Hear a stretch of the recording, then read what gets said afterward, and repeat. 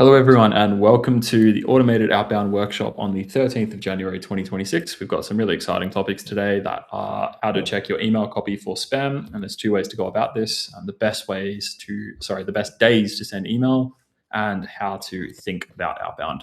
So we'll go ahead and start with point number one, how to check your email copy for spam. There are two main ways to do this. First of all, you can use the Mail Meteor free spam checker, which looks like this. Here is a really bad example of an email with urgency that apparently comes across as shady, overpromises a bunch of times, and is very unnatural. And it will highlight the things in this email for you that indicate that. So feel free to copy and paste the email copy that you're sending at the moment directly into this, and it will let you know that is a bad example. And a good example is something like this, which is the typical email that we will send. Pretty straightforward. Doesn't have any urgency or scarcity or anything like that. Just clearly states our offer, ask them whether or not it would be of interest, a yes or no call to action once, and just to let me know, and I'll send the details across with a very simple email signature or plain text with my full name, my mobile number, and our website as well. So that is one way to do it, nice and quick, takes like 30 seconds. And the other way to do it is directly inside of Instantly, where all you need to do is come into here, into any of your cadences, select any of the mailboxes that you've got set up, and go ahead and click check deliverability score. And that will send an email to Instantly servers and give you a score out of 100 essentially on whether or not you will be landing in spam. So that's two very easy ways. And we'll jump into number two here, the best days to send emails throughout the week. And I'll hand over to Harry. Cool. So Instantly AI, which is our selling software of choice, which obviously Harrison was just showing, they've just released their 2026 report. Of course, thousands of users using Instantly, so they've collated all of that data and have advised on the best days to actually send. So they've broken it down into essentially 3 days for your campaign. So the first one being Monday, which is the best day to launch. Reason being is that when people are coming back in from the weekend, they're less likely to have any emails in their inbox. Of course, everyone that would be emailing them has also been off over the weekend. So they're recommending that Monday is the best day to launch. Wednesday is the day where you can expect peak engagement. So prospects have settled into the week. They've got a lot of the meetings out of the way. They probably have a bit of a lull period. So at that time, that's when you can expect people to come back to you. And then Friday, you would expect a lot of out of offices. So with this as well, there's kind of an opportunity in the sense that you won't necessarily get a reply from that person if they're out of the office, but what you might get is a bounce back saying contact this person instead, which is another lead you can add to your list and then contact in the future.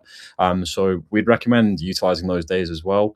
Keep an eye out as well in the group because we're putting out a few posts on some other content they've shared, which is particularly interesting.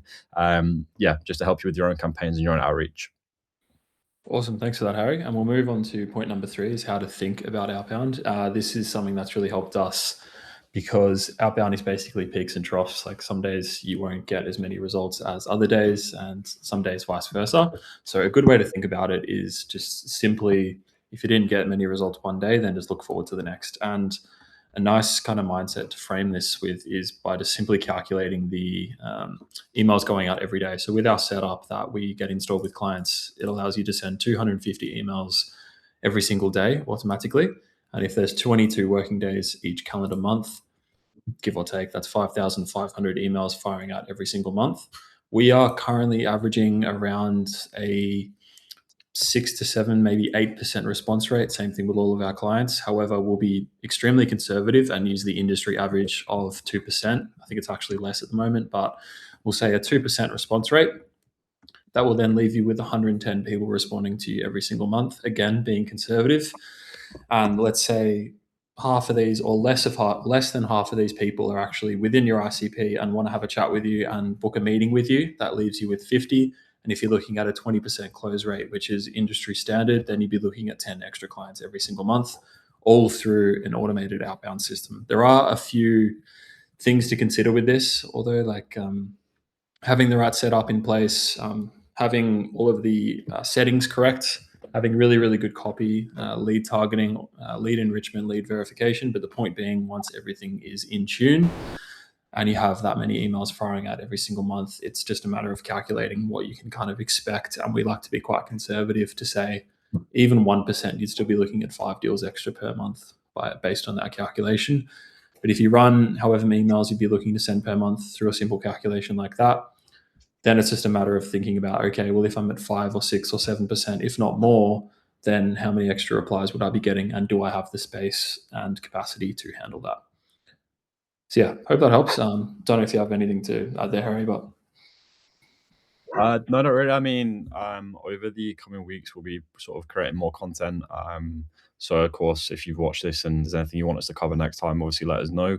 As I said, we'll be doing some more content around the instantly report, which is particularly interesting. Some good tips in there around, improving your campaign performance.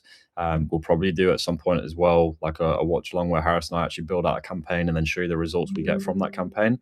But yeah, I think that's everything. beautiful. All right. Well, thank you everybody for joining. Great to see you all, and we'll see you next week.